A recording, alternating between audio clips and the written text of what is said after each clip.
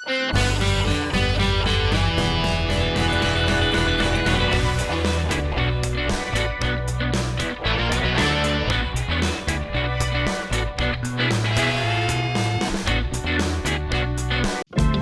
ibubuga ba ang mahuhusay na Filipinang gitarista kontra sa mga gitarista ng Thailand?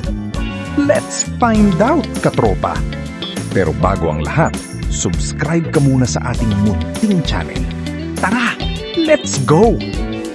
Putok na putok ang pangalan nila Nene Royal at Petty Rock sa bansang Thailand dahil sa kanilang abilidad pagdating sa gitara. Sino ba naman ang hindi hahanga sa mga babaeng ito?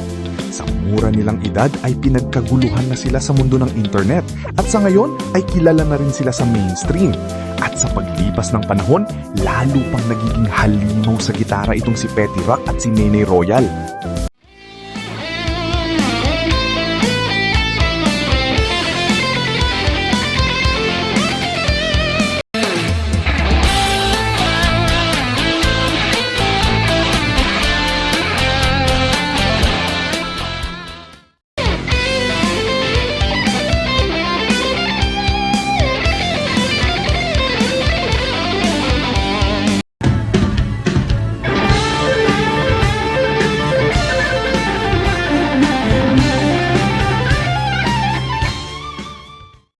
Lipat naman tayo sa Pilipinas, kung saan merong gumagawa ng ingay sa mundo ng internet.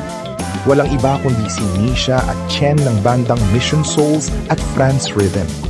Kapwa sila miyembro ng isang family band na patuloy na nagbabahagi ng good vibes at musika sa kanilang mga fans. Pangmalakasan ng mga tugtugan nila, mapa OPM, classic rock, new wave at mga love songs ay walang inaatrasan ng dalawang Pinay na ito.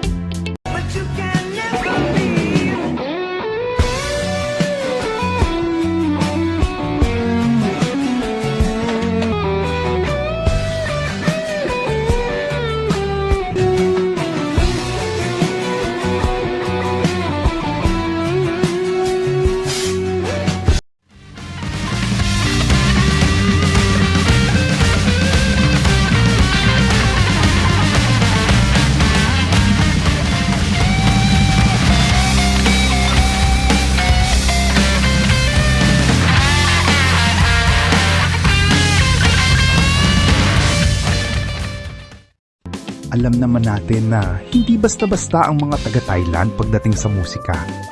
Pero wag din nating kalimutan na ang talento ng Pinoy ay pang world class, mga katropa.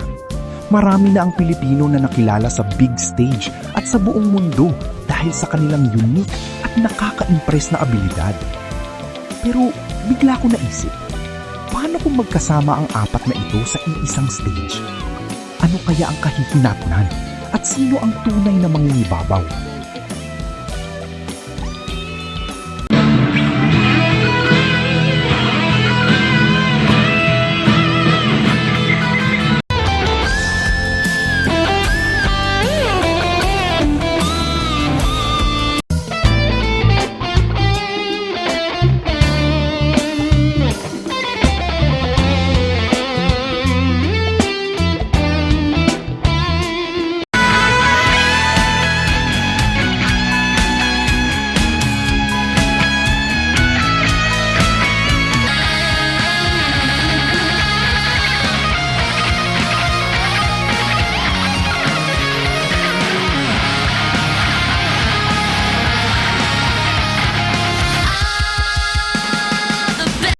Lahat sila ay may natatanging husay pagdating sa gitara.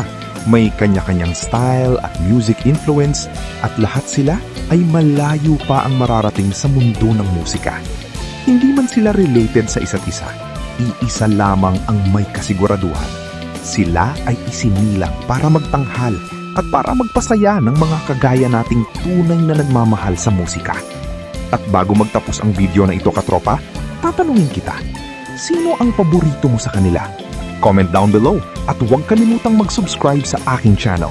Hanggang sa muli, peace out!